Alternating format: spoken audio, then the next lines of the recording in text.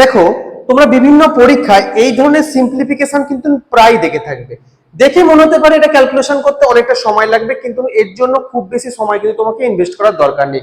কিভাবে করব দেখো, দেখো এখানে যে ডিজিট গুলো দেওয়া আছে সেই ডিজিট গুলো যদি তুমি ভালো করে লক্ষ্য করে দেখো, দেখো 30 মানে বলতো 5 × 6 এর গুণ, 42 মানে কত বলতো 6 × 7 এর গুণ, 56 মানে কত বলতো 7 × 8 এর গুণ, 72 মানে কত বলতো 8 × 9 এর গুণ, 90 মানে কত বলতো 9 × 10 এর গুণ, আর 110 মানে কত বলতো 10 × 11 এর গুণ। তার মানে দেখো এর যেটা শেষ হচ্ছে এর সেটা শুরু, এখানে যেটা শেষ এটা শুরু, এখানে যেটা শেষ এখানে সেটা শুরু, এইভাবে চলতে চলতে থাকছে।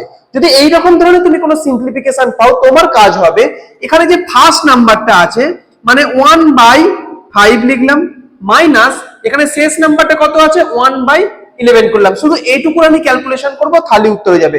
এখানে প্লাস থাকবে কিন্তু এখানে আমরা মাইনাস সিম্বলই দেবো।